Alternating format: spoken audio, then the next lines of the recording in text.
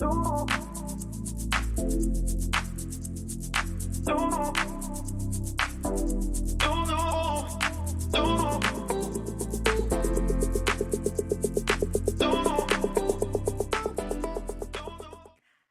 this is Tiara, Hello, this is Allie.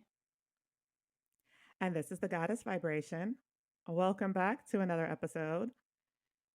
So, we are really, really excited about this episode because we have another fabulous guest, and she does something that I think is so, so fascinating.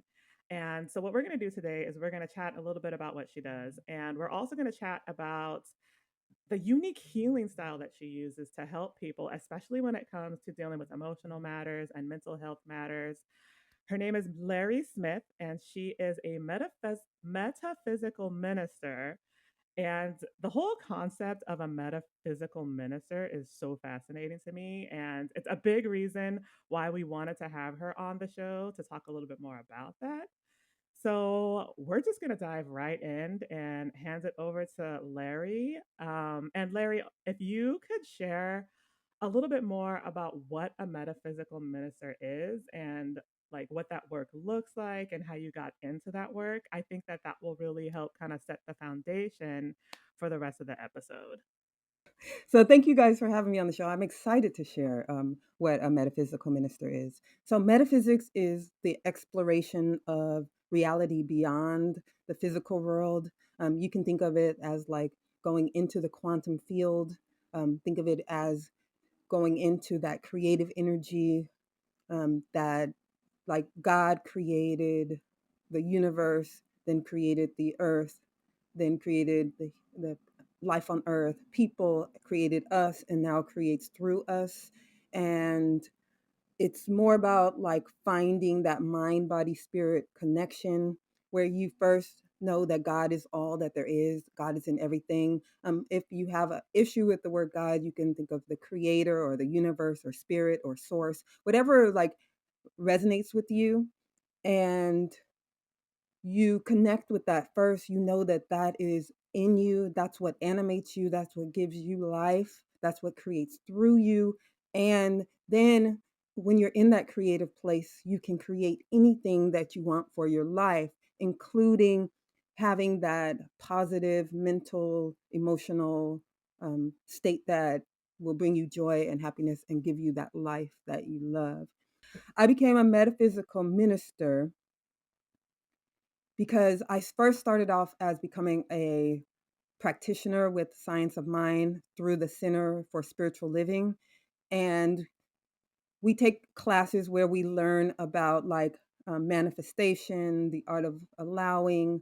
We learn about how to heal our mind, body, spirit, how to create a life that we love through our thoughts. We learn that thoughts are things, thoughts are creative. All of your thoughts create. So you start kind of like managing your thoughts. What are you thinking? What does your life look like? If you look at your life shows you what you're thinking. If you want a new life, how can you change your thinking? And through a series of like many years of classes and study, I also studied energy healing and psychology to create the program that I actually implement now. But it's just really a life changing.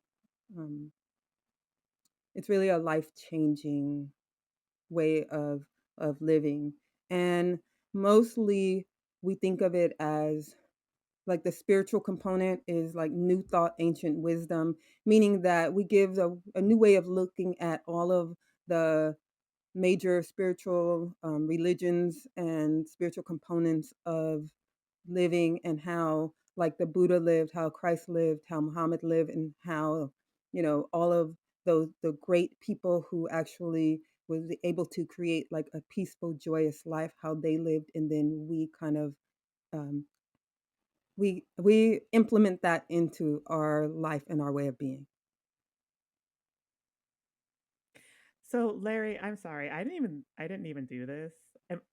Are you a reverend? Like, do I say reverend or like Rev Larry? Reverend Larry? I'm sorry, I didn't do that. Or minister? I probably should have done that. I apologize.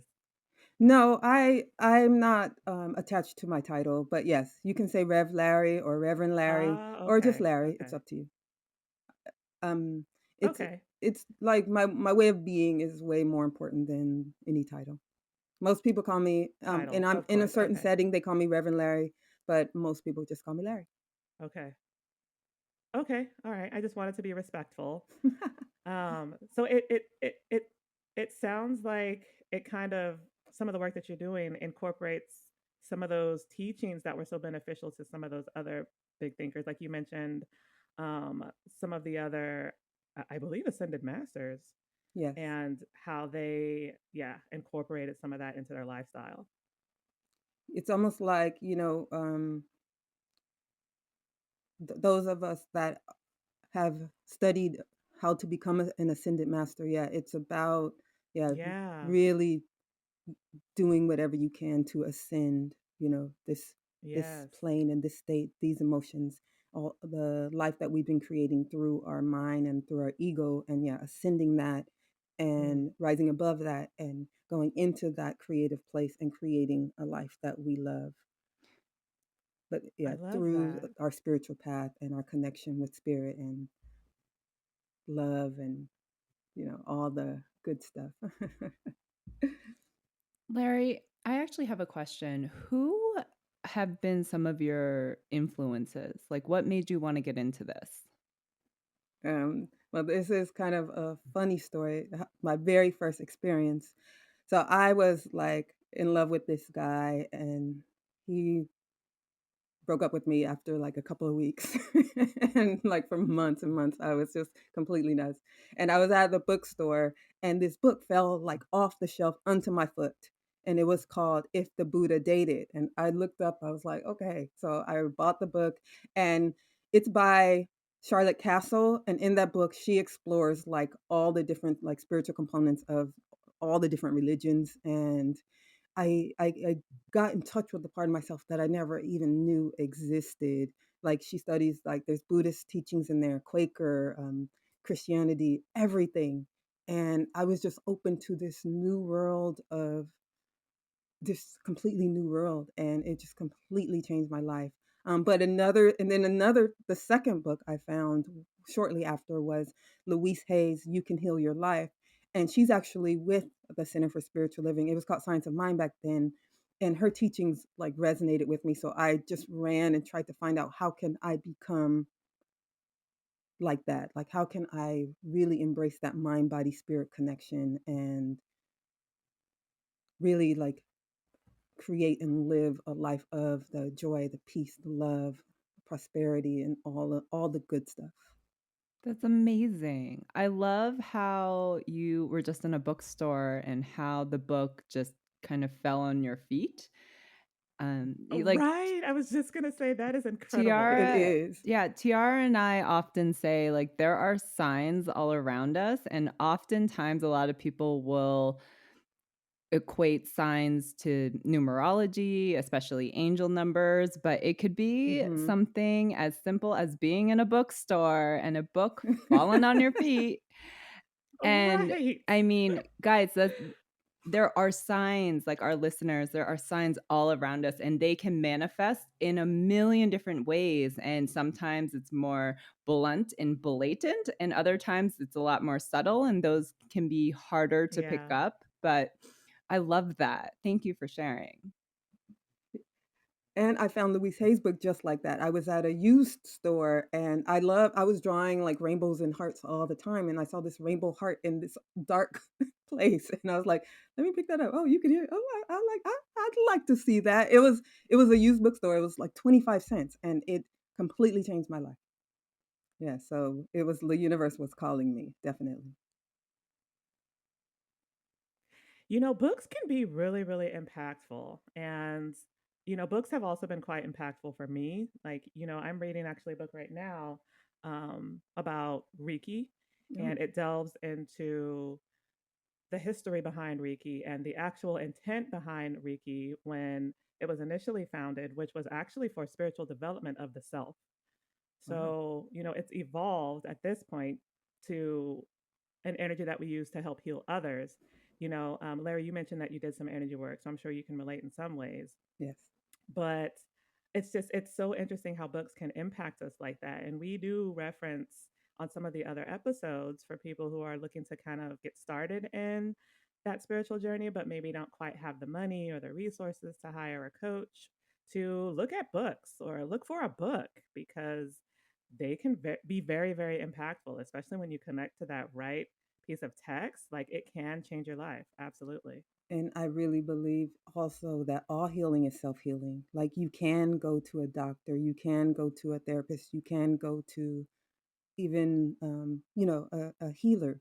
But if you don't have that mindset where you're kind of open to it, and you're actually willing to do the practices or the ideas or the techniques that they're showing you, then the healing won't happen, or it won't happen as fast. But yeah, you have to kind of be open to it. So yes, you can get your healing from books. You can even get it from, like, I get a lot of mine from these quotes. I'm watching movies, and then I'll hear something on the movie, and I'm like, wow, So you can actually, if you're open, you could get that healing from all kinds of sources. But I have thousands of books. I love books, and most of 99% of my spiritual practice is through books and learning and applying what I learned into my life. It's interesting. You mentioned like movies, and Hmm. how you can pick up subtle messages through movies. I've done that too, where I've just watched a movie and been like, oh my God, why does this resonate so Yeah. heavily? Yeah. Like, this is hitting me and I don't know why. But yeah, movies and shows too. Like, you can pick up subtle hints and messages. And, me and Allie have talked about how we think, like, when it comes to popular culture and some of the television and, like, the popular films, that they actually tell us the truth, but it's hidden and it's subtle, and you kind of have to like read between the lines to extract it. But they put the truth right in front of us in these films and these movies and these depictions, and we think it's fiction when in reality there's a lot of truth behind some of these things. Um, so yeah, even like pop culture, you can pick up subtle signs that way as well. And that's why, that's kind of like what metaphysics is. It's like you're in this powerful creative universe. Everything you want for yourself in your life is all around you at all times, and depending on your mental state, whether you see it, the opportunities, or not, whether you hear it or not. So yes, you can get it from a kid, a movie, anything, because at every moment it's all the answers that you want. They're all around you, if you're not blocking yourself in with your emotional or mental state. So, Larry, I'm so fascinated by this concept, not only of the metaphysics and the metaphysical minister, but also you talked about some of the spiritual church associations that you're a part of. You know, we're not as familiar with some of those spiritual churches and spiritual organizations. Like, when I lived in Arizona, I did go to a spiritualist church, and their whole focus was community and shared healing and educating on spiritual practice. But it wasn't, I don't think that they were affiliated with like any broader organizations. So I'm curious to know more about some of your spiritual church affiliations and how you got involved. Okay, so I know that a lot of the spiritual churches and communities, they evolved around the same time in the early 1900s, and different leaders, but my history is not it's not as accurate, so I could share it with you. But a lot of the spiritual healing traditions, churches like Unity and mine, which is the Center for Spiritual Living, which started off as Science of Mind, also even Christian Science, they all started from this spiritual place, and they all evolved for spiritual healing and community, and allowing, like, your connection with God to elevate your life. So it sounds like uh, these organizations are more about like self development or development of the self with a connection to a higher power. but doing that in any way that is comfortable to you. Is that Yeah, they, along the lines? yeah, they have their own practices. Okay. And their own guides. Like with my Center for Spiritual Living, we have what they call a treatment, which is a 5-step prayer. First, you connect to Oh, interesting. God. Then you know that, like, first you know that God is all that there is. Then you say, "I'm one with God." Then you implant what you want to create, um, knowing that it will be done, and then you have gratitude for it already being done, and then you release it into the universe to be created. You release it into the law Oh, to wow. be created. And I know that, like Christian Science, they have a really strong belief in self-healing, and yeah, in just unity. They're like a spiritual version of Christianity. So yeah, they all have that spiritual component. Most people are attracted to it after, like there's a lot of religious abuse, or religious, Right. like people who are kind of done with their religion, and they still want that Yeah. spiritual practice in that community. There's a lot of people who go after, like, um, th- who have had addictions, and they want that help to overcome their addictions. A lot of people come like after they have a lot of grief and loss. It's usually people are attracted to our basis after some part of their life has not worked, and they know that Mm. their connection to God is what's going to bring them, or to spirit, or to the creator, or to the universe, is what's going to bring them out of it and into that joy and peace that they are seeking. I actually really love that. I do too. And I was just curious.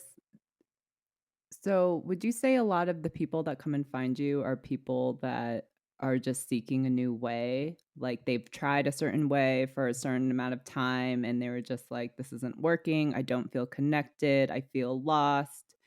Because we have found in society that like this is a very like pinnacle part in the war happening right Mm-hmm. now with all the light activations and the veil thinning Mm-hmm. and things coming to surface and people are starting to see things as for what they actually are. And I feel like so many people, especially right now, are just the it's not good like what's happening in society and everyone being burnt out and being exhausted, but they are finally awakening from it of saying like there has to be more to this life. Like I there has to be more than me waking up, working 9 to 5, coming home, going to bed, and then waking up and doing it all over again and then not being able to pay bills. And it's I feel like the light is being spread more, but the more that happens, the more people are confused, people are lost, people don't know which way to turn.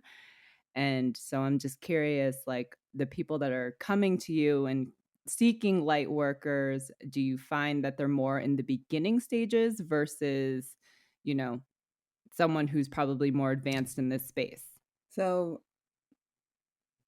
I get a mixture of not like, yeah, of advanced to beginners. But most of mine are beginners. Like I have to introduce, like my client yesterday. She's like, I don't know where, I don't know if I believe in God. I don't know where God is, but I know that I talk to God. Like so I had her, like, um, connect with God. Like I had her really sit with it and let the light of God come and fill her body, and to see all the places in her life where God actually um, was there, like her when you're experiencing immense joy, or that unconditional love when you look at someone, or you're in the flow of life and you're just creating, and like when you're out of your head and you're just 100% connected to others, or to yourself, or to your project, or to even gardening.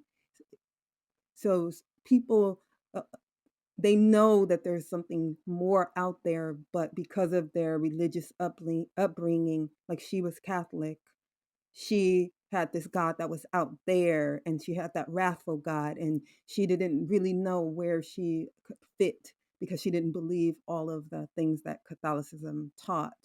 So when I showed her that God Right. is already that she's already has a really strong relationship with God, and God is always there, and she talks to God and communicates and uses God when she's creating, then she was able to, like, like, it just lift her spirits, like, yeah, I am connected, I've always been connected. And sometimes it's just that awareness that you've God's always been there, but sometimes we don't see it.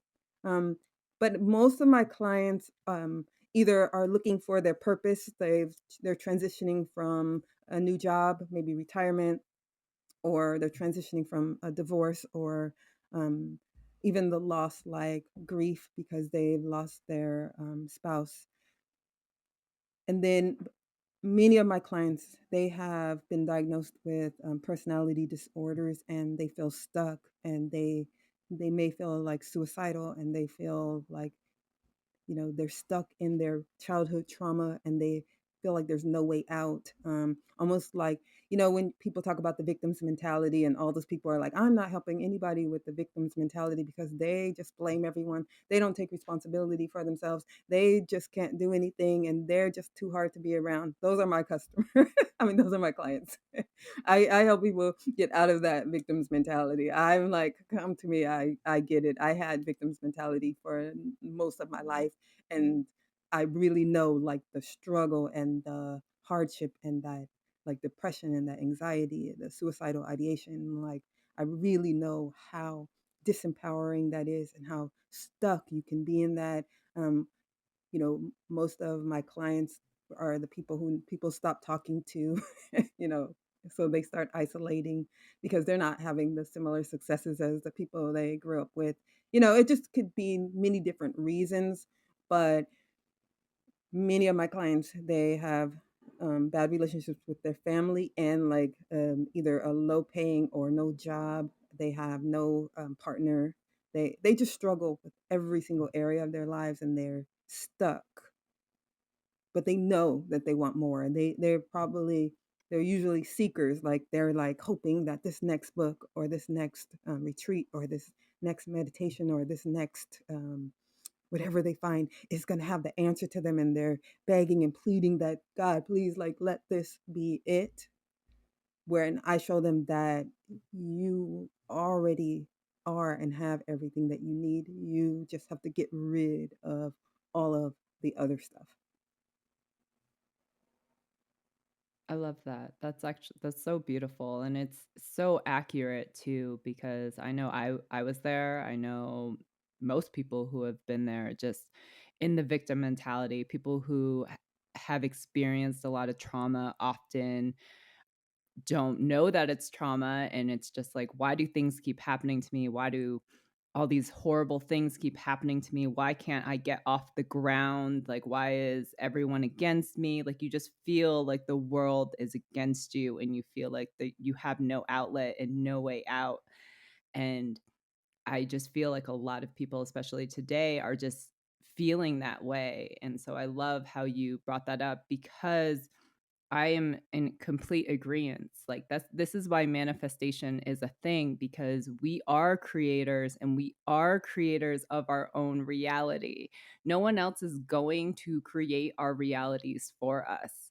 And I don't think a lot of people understand that. It's just people don't know how to tap into that energy. And I love the work that you're doing. I do as well. And, I was just going to say, like, you are doing a service to humanity because I know what it's like to be in that place, and for the most part, I'm still working through a lot of that stuff, is feeling like, what's the next solution? Where's the answer? Where's the answer? What's going to make it better? What's going to fix it? What's going to take me to that next place? And just not being able to find it.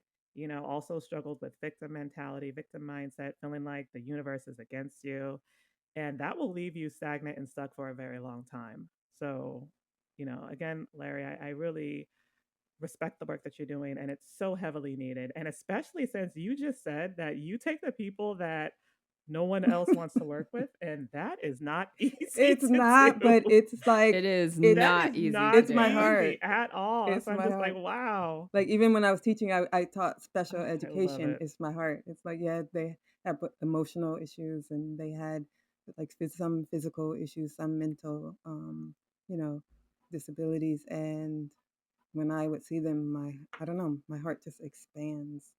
I guess my compassion is way like stronger and bigger. And I don't know, I almost become a completely different person. Like I can go in and empathize with them versus where um, if you're working with someone who just wants to like manifest the law of attraction so they can have a lot of money and be successful, like, and there's nothing wrong with that. That's where we all start. Most of us get into this because we want to manifest more money, so that's not an issue. But I just know that the feeling of when I wasn't getting the help that I needed, and when I felt like pushed out, or stuck out on the margins, watching everybody who seemed to be having this great life, and I just didn't know where to turn or what to do. And I know, like, empath- empathically, that's my mission to go in, because, like, I don't know if you guys have heard of the ACEs, the adverse childhood experiences. If you have a high score of over 4, which mine was 7, then it's almost like they say, like, you'll never ever have a good life. You'll have health issues, you'll have financial issues, partnership issues. Like, too bad if you're like born. And it has way more compassion. I'm just, I guess, but you know, and for a while I was like, that can't be true. Like, there's got to be a way that even if you have had a lot of adverse childhood experiences, that you can, overcome all of these things. And that's just been my mission, because I just knew, like, living a life in that stuck place just wasn't, it just never felt good. And even now, I've had a few different adversities, and I had made a choice. I'm like, I'm never going back to that place. So I'm walking around. People are like, "You're glowing," even if I'm having a health or a financial or a relationship struggle. I'm like, I'm not allowing that to take this feeling, this connection, this happiness, this joy away from me. And it's a choice, but it's also a practice. Like, every time that thought comes in that says, oh, you should be mad at that person, or look what they did, like the victim blaming thing. Or every time, you know, something happens and you want to say, oh, my life is so bad and people should, help me and feel sorry for me and all of that. You start managing it, and it's an automatic thing. And so you have to find that space between that first thought and that emotional response, or between that thought and emotions and your actions that you take. Or if you already take the actions, to not beat yourself up about, not committing and sticking to what you planned, and just really start monitoring all of those negative thoughts that start to come in and try to take you over, because you commit to, I'm going to have a joyous life. I'm going to manage whatever circumstance or situation comes at me, and I'm going to manage it with self-care. Like, I'm going to manage my symptoms. Like, I have a lot of anxiety symptoms, and so I just say, like, okay, those are heart palpitations. Okay, that's an upset stomach. Okay, those are tense shoulders. Whatever comes, and I don't go into a story about it, meaning I don't start saying, oh, I have a thing, coming up, which means that I have anxiety, and that means that I'm not going to do well. Like, I manage it. I'm like, nope, it's just anxiety symptom. It's there. I'm going to monitor it, but I'm still going to go and do what I committed to. I am so happy that you brought that up, because I think, or I've been there. Like, I have been in my lowest of the lows, and I did face also a lot of child Mm-hmm. adversity, and it almost consumed me Mm-hmm. in a lot of ways. And I found a way to snap out of it and push forward. And although I'm so grateful that I was able to do that and really kind of manifest the life that I've always dreamed of. That doesn't mean I don't have bad days, and it doesn't mean that life doesn't kick me down, and I'd say that when life does that to you, because it's going to, like, I don't think people really understand that about spirituality. Like, Tiara and I have talked about this in previous episodes where we often say, it's not all love and light. Actually, most of it is not love and light. It's actually a very dark, deep personal journey to work through your shadows and work through your traumas. And even if you do ascend out of it, and even though, you raise your vibrations, that doesn't mean that life isn't going to still kick you in the face with adversity. And it's really what Larry was saying about what you do when life does that to you. Are you going to take the high road, and are you going to monitor it, and are you going to not let it consume you, or are you going to let it consume you and lower your vibrations and let it keep you down? And I love how Larry was talking about like empowerment, like taking your power back, right? We,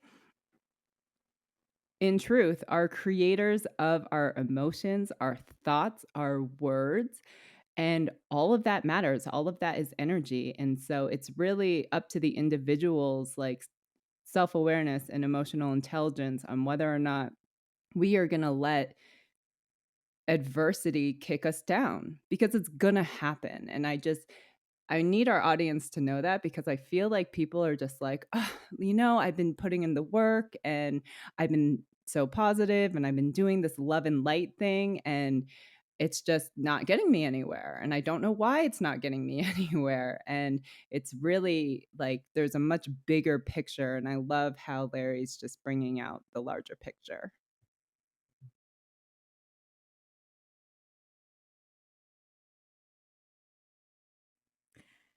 Larry, you mentioned in describing some of your work, like a lot of people have mental health issues or mental health concerns, or maybe even have diagnoses. I'm of the belief that a lot of people who struggle with mental health matters, at the core, there's a lot of trauma and hurt and wounding and that they don't know how to process. So I'm curious to know, in your opinion, if you think that emotional self care is a really important part of mental health healing. I really believe that your what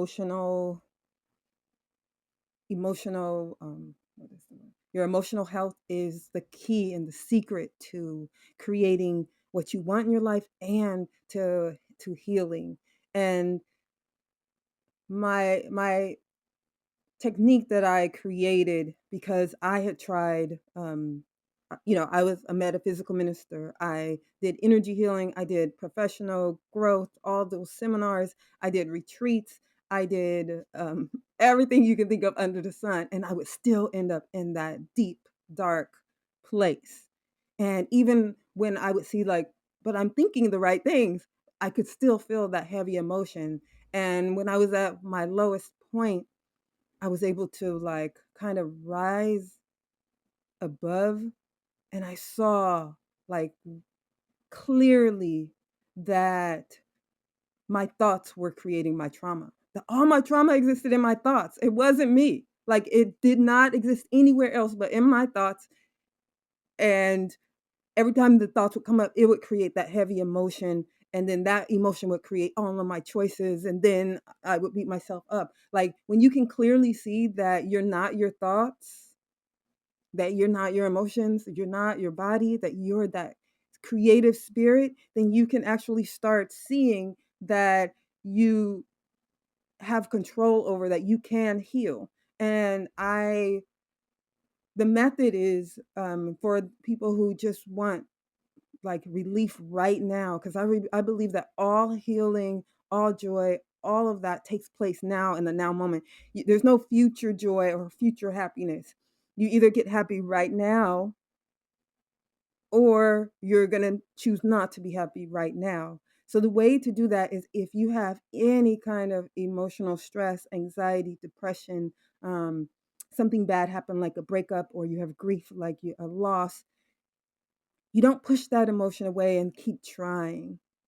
You go in, you sit with it, no words, and you feel that emotion as intensely as you can. If it's anger, you feel that anger till you can go, "Argh," you feel that anger, you let it fill the room if you have to. You feel that sadness. If tears come out, you feel it as the biggest, hardest sadness you've ever felt. If you have the grief, anything you feel, you sit with it, no words. You just feel that emotion as strongly as you can in your body. It can be released in 90 seconds for most things, but it could take as long as my first one took like an hour, 30 minutes to an hour. And you just sit with it and joy, love, and you bring that in. You just, then you feel the most intense love that you've ever felt in your body, or the intense joy, and you feel that until it takes over your whole body. You try to fill the room with it. You take some deep breaths and you open your eyes and you have that joy right now. I love that you said that because I feel like so many people repress their emotions. And I know I certainly did it. I don't do it anymore. Well, I go through cycles. It just depends on the situation. It depends on, what emotion is there because not everyone is ready to feel that. And when people aren't ready, they just find ways to distract themselves or they find ways to Mm-hmm. sh- shove it down, lock it up, and throw away the key. I know that Tiara and I have both been there. And so it's really interesting how you are bringing that awareness to our audience about just being able to sit with the emotion and being able to feel it and feel it with your Yes. every fiber in your being. And I really am a believer that that is a process that needs to happen in order for someone to extract it out of their system. It's like you just got to sit there and you got to feel it. And it's not an easy process because emotions are intense. And, no one wants to feel their body on fire if they're angry. And no one wants to be bawling their eyes out if they're sad or traumatized. And so it's really not an easy process, which is why people go the route of ignore it, let's distract ourselves, let's lock it up and Yeah. throw away the key.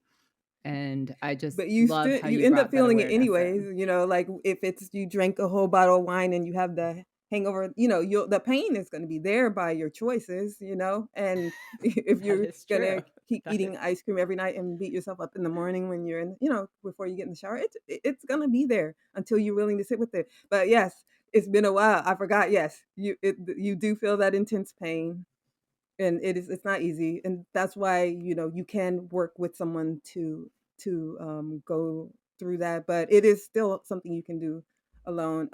But I want to make sure that people know that if like, let's say you're at work and your boss like degrades you in front of everyone, you don't go and sit and bawl and feel them. You can tell your emotions, okay, when I get home, i'm gonna I'm gonna deal with it, and usually you can just get right back in if you promise like that you'll deal with it at a later time.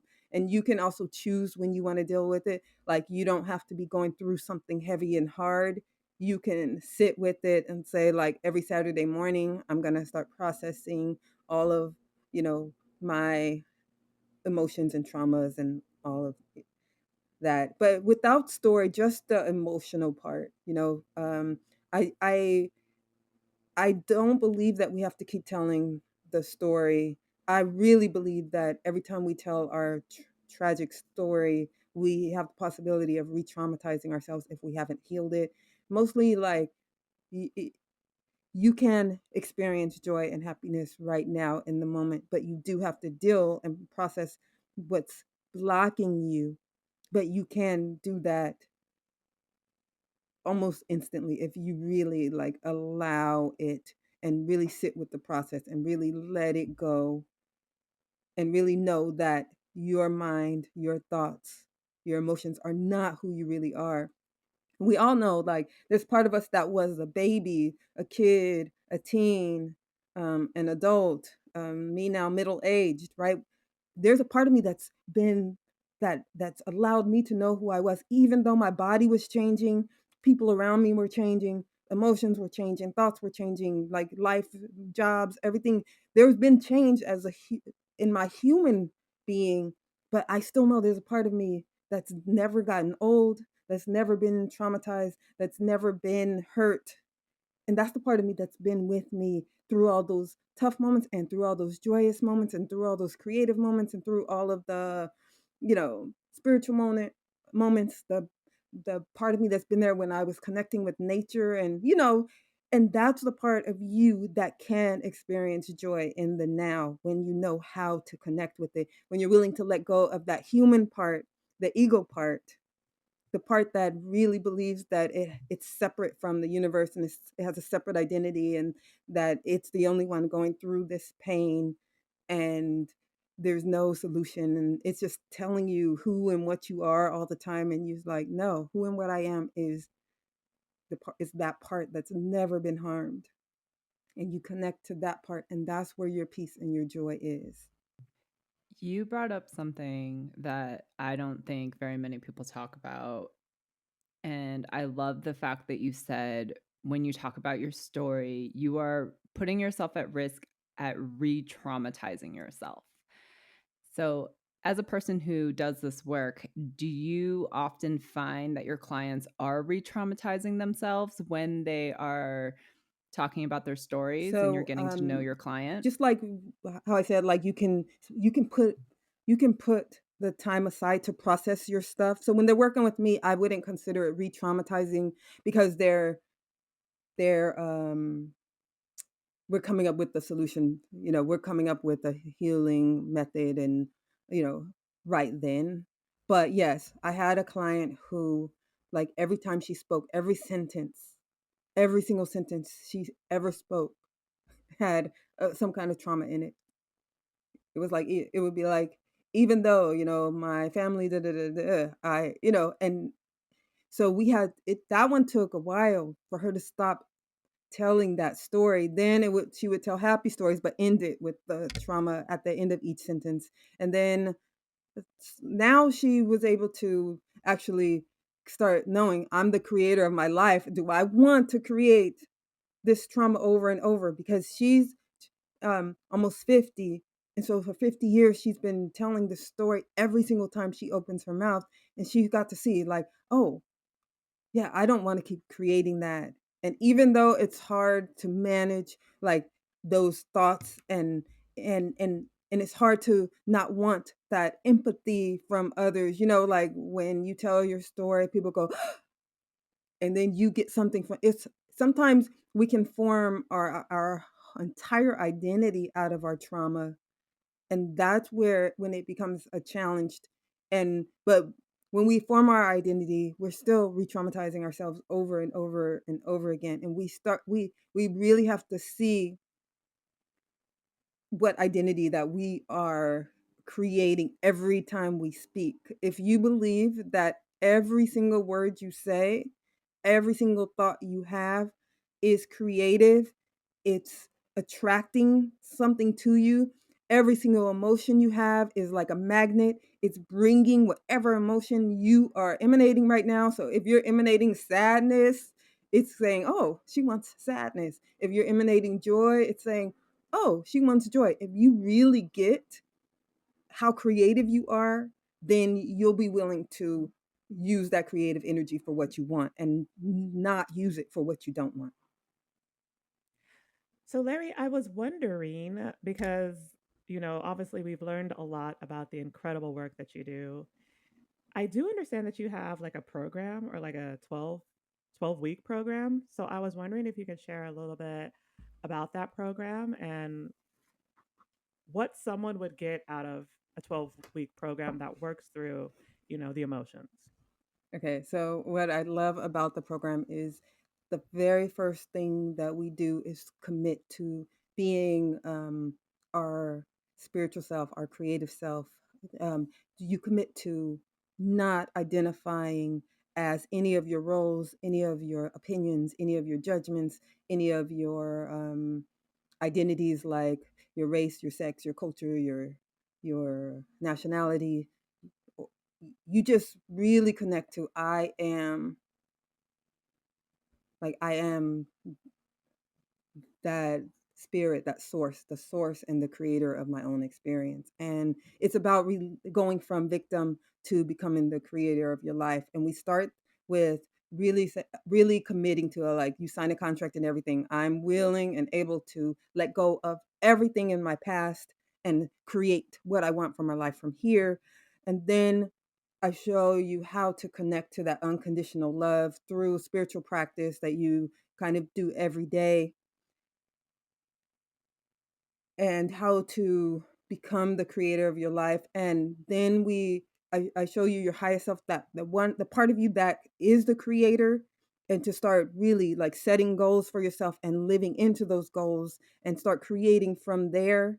And after you know like what you can do and what you're capable of after the first 3 or 4 weeks, that's when we go into like releasing your traumas and going into addictions. I like to tell people that your addiction actually tells you what you want. If you have um, like alcohol, you want to feel that joy. If you gambling, you want prosperity. If you have like the promiscuity, you want love and connection. Like your addiction tells you exactly what you're seeking and you want in your life. You just have to transform it into something that's actually like working for you.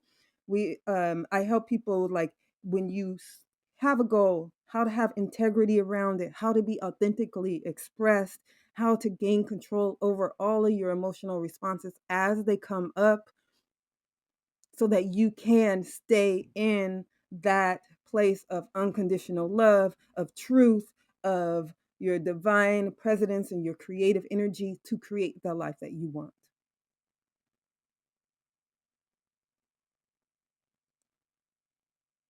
And I help people also. Unconditional love. Oh, go ahead.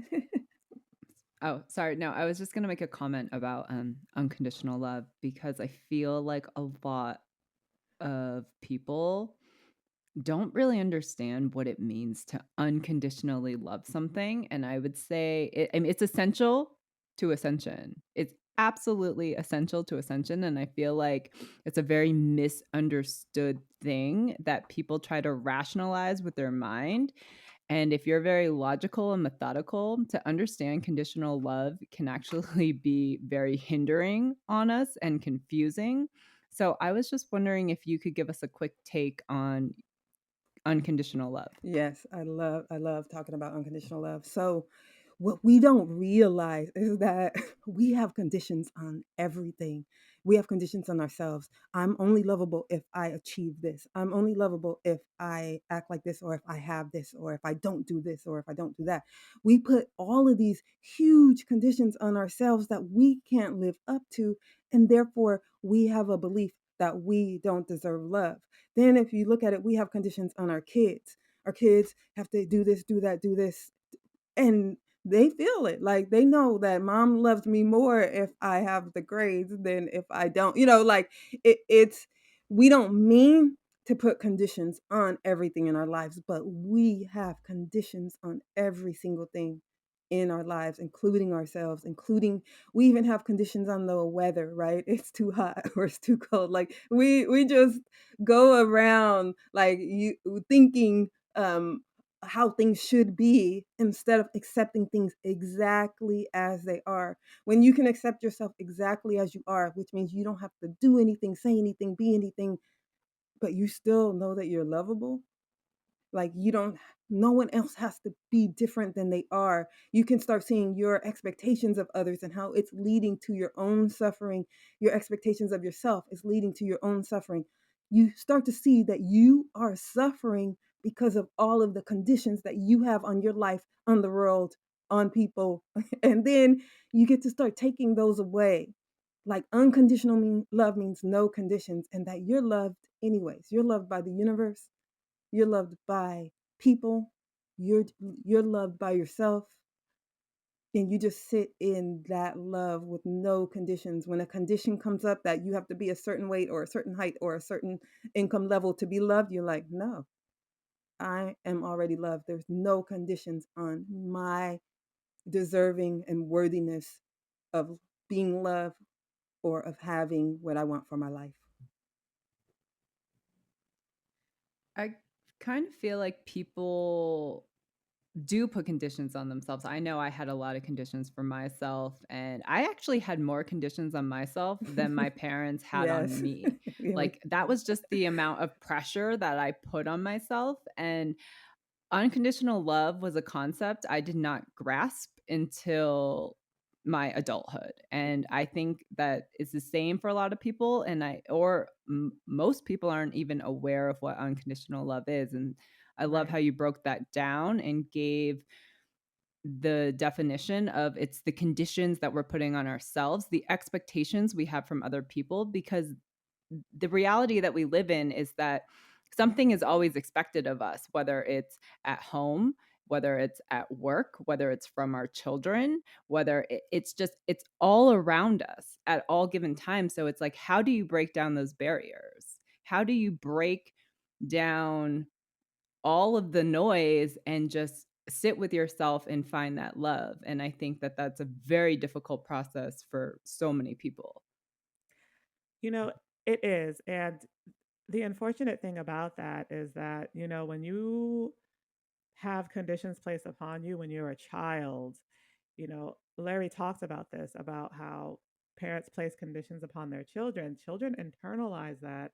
And then they grow up thinking, if I don't have those conditions met, then I am not worthy or I am not lovable. And that can cause so many issues, especially when it comes to interpersonal relationships, intimate relationships, trying to achieve and get to that next step. And I also know that that can contribute a lot to self sabotage. So, it's really great that we're talking about unconditional love and the conditions that we place upon ourselves, because I do agree that it's a big hindrance today. And, a lot of inner child's wounding is tied to some of those internalized beliefs that we got from our parents and from our environment. And society as a whole. Like you can't even watch TV, you can't even watch a commercial without them saying, "Oh, you're not good enough unless you buy our product." You can't sit in a Oh, right. classroom. You can't sit in a classroom without the teacher saying, "You're not good enough unless you know the answers to everything that unless you're paying 100% attention to me and you know the answers to everything that I'm saying." Like we walk our human experience is just not being good enough to get the love from Mm, everybody around us because of all the conditions that they place. And it's like, we don't want to place those on our kids, but we know like how society works is you have to like achieve and you have to do well in life and you have to, be able to make a living for yourself. My ex-husband and I, we we don't parent like that. We let our son make his own choices. We've done that since he was a baby because my ex-husband had a hard childhood too, and so we both decided that we were not going to give any kind of like those kind of traumas or expectations or any kind of abuse to my son. And he makes pretty good choices, and we tell him there's consequences for each of your choices, but the most important thing that we wanted is for him to know that he's loved no matter what he does, no matter what choice that he makes, no matter what. And even people around are like, we've never seen a human like that. And you know, it's amazing to watch someone who just knows that everyone loves him. No matter where he goes, he knows he's gonna like meet friends. He can walk up into a group and like speak. And even though sometimes I'm shy, like it's just amazing to see like what life looks like when you don't have that like um that childhood trauma and you don't have like those hard expectations and you don't have um like you get a kind of freedom to like live and choose and be and we can actually give that to ourselves too. We just have to be willing to. Like, does my son get on my nerves? Yeah. Like, does he do things that I don't want? Yeah. And do I have to go and tell him what I think would be the correct way to do it next time? Yeah. Like it's a learning experience for all of us, but I don't have to have that emotional attachment or that anger or that frustration or that this is how you need to be to feel loved. I love that you're doing that. And you said that people are like, we've never seen a human like this. That is so real because we do not teach that to our children. We don't tell them that. And so many children today are coming up with these deep emotional issues. And it's just so sad because, especially here in the United States, the classroom today is such a tricky place to navigate if you are a teacher because so many children are just not getting what they need from their parents or at home or in their environment. So now the burden is falling upon the teacher. And we talked about this actually in another episode, the crisis that's going on in the classroom, because there aren't any teachers left that really want to have to navigate not only teaching but also the emotional struggles and the emotional issues that they're seeing with children, and it manifests as violence and fighting and outbursts. And it's just so devastating to see what's going on in our society when it comes to some of the things that children are experiencing at home. So I commend you for doing that and instilling that in your child because that's huge and it's very valuable. And I know that that's going to have a very positive benefit on, is it a son or daughter? It's Son. a Son. son. Okay. He's I know 15 that's going to now. have a positive impact. Oh, he's Yeah. 15. Yeah. Okay. Okay. Oh, okay. What I was gonna say is we don't know if it'll work. Like we let him make any choice. We let him be the creator of his life. So it's kind of like an experiment, but it's fun, and he's a happy kid. So I love that you're doing that because that's how my parents raised my brothers and I. We were very free to create and do. And like um they spent a lot of time, like they obviously wanted us to go to school and get good grades, but when it came to like after graduating, like my parents encouraged us not to go to college. Our parents encouraged us to take time off to go see the world, to go get experiences. Like there was no pressure to join this societal programming of, you're going to graduate, then you're going to go to college, and then you're going to start in the workforce, and you're going to be in debt, and then you have to buy this house, and then you have to get married and have kids, and the white picket fence. Like that's what we're taught growing up, especially in the United States. And my parents were just like, you don't need to go to college. Like, if it depends on what you want to do, like what career you want to pick, but for careers like business, you don't need to go to school. And my parents encouraged us to go travel. Or my parents encouraged us to go be other places and get some world experience. And I got to tell you, like, a lot of people are just like, I've never met anyone like you, Allie. It's just because of my upbringing. It was because of the freedom that I had. So I am living proof that your parenting style can turn out like wonderfully for a person. I love hearing that. I love hearing that because I really 100% believe that I'm giving him that choice, meaning that he knows that no matter what he chooses, that it's his choice and that there's no like pressure. I love that you've experienced that because now I know it's not just an experiment. I just I know that I love Yeah. that you shared that with me. But yeah, it's a fascinating experience watching him, and like right now if he does something I'm like, "Is that your 15?" I call his like little back talk thing. "You're 15?" He's like, sometimes he's like, "What?" "Oh yeah." But it snaps him right out of it. So he never has to even go that far with it. Like, um, it's it's just a cool experience to like show him how to be that creativity, to think for himself, to make his choices, to live a life that he wants. And um, yeah, and I never thought about like not telling him he doesn't have to go to college or anything like that. Like I've been kind of like encouraging that. But you're right, he does not have to go. And I tell him all the time, like his dad was in his 40s before he started his business. His uncle was in his 30s. I tell him you can have success no matter what when you start in your life. And so I do encourage him to go to college because he wants to. He's 6'5" and he wants to play in the NBA. So I encourage him to go to college because that's how Wow. they recruit. But I told him he doesn't have to. Any choice that he makes is his. Yeah, He's and I six love five. Yeah, he's a giant. Really? Oh my Yeah. God. Is he getting attention from the ladies? Because he's right at that age and he's Oh, at that height that the yeah, ladies are usually looking. So I'm just kind of curious if yeah. he is and if you have, it sounds like, Oh man, he was like a chubby kid, and then all of a sudden he got tall and like super handsome. And it was, I think, oh, more than he could even take.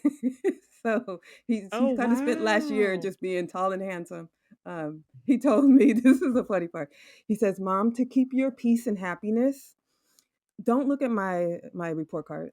He said, "Just keep your peace and happiness and don't look at my report card."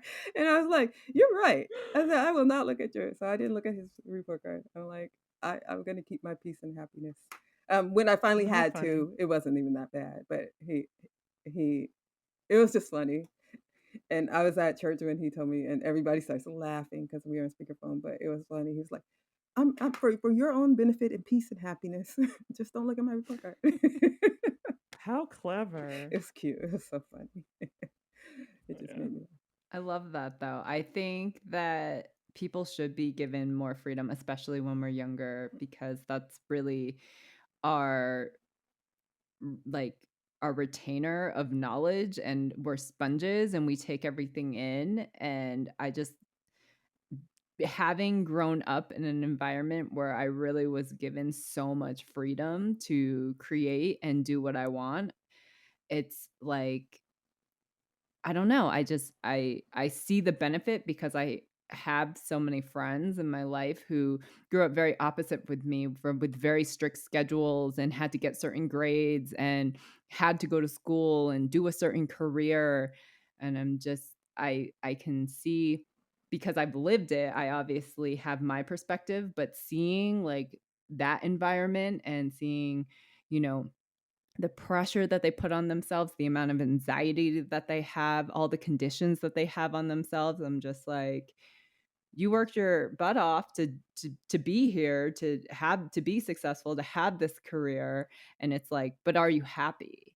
And so many people are just not happy because they weren't able to create, because they put all this pressure on themselves. And so it's just two very interesting perspectives. So I applaud you for doing what you're doing. And like, I love that, it sounds like your son is on the right path. And I think that that should be something that should be explored in parenting.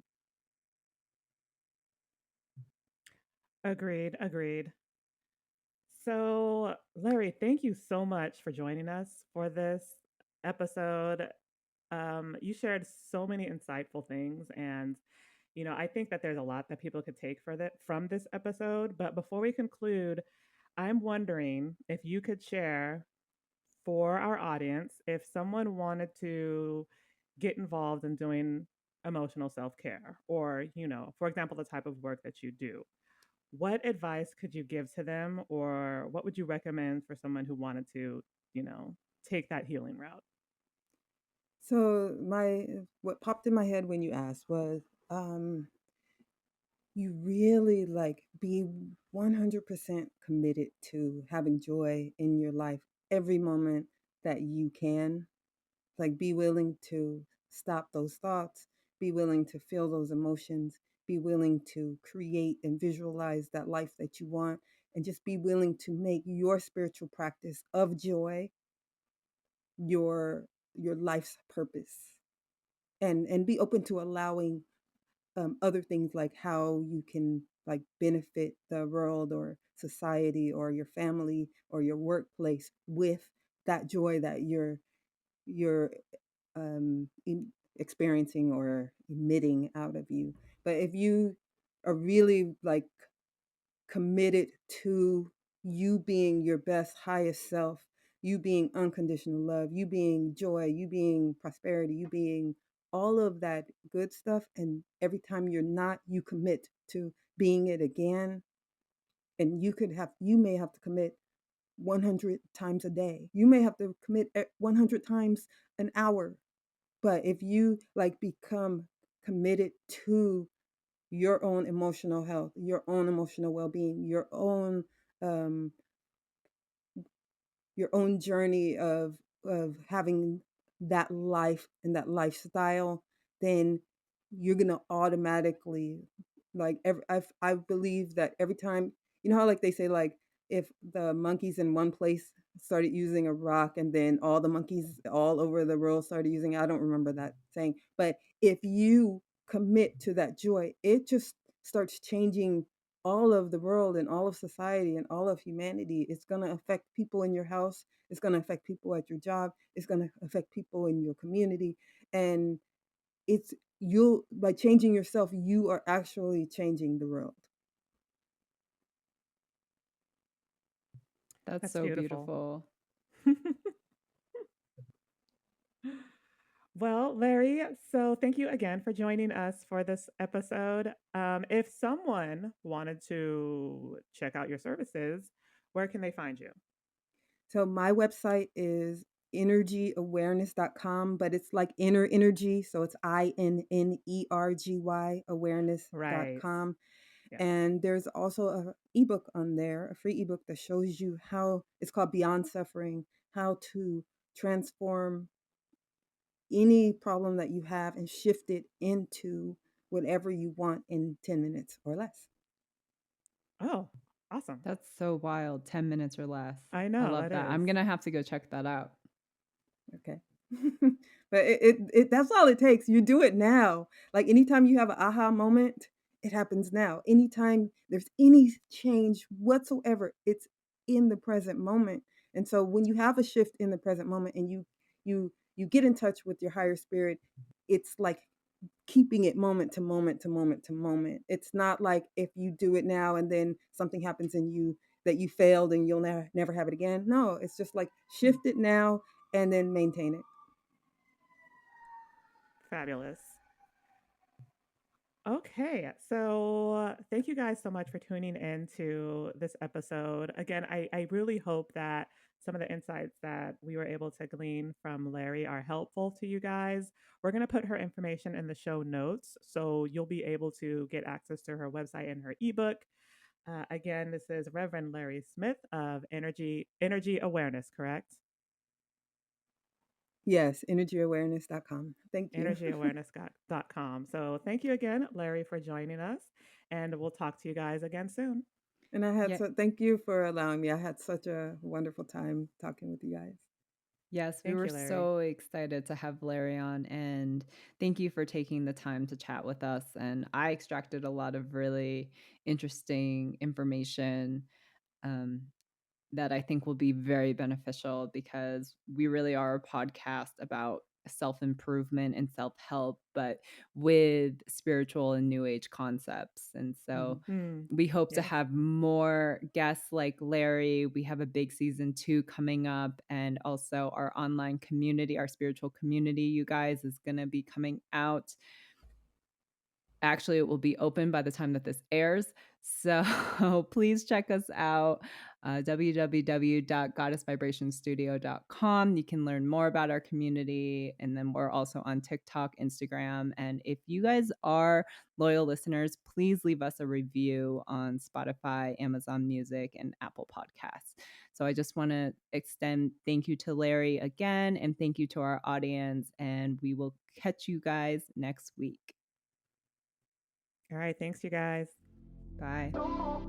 Bye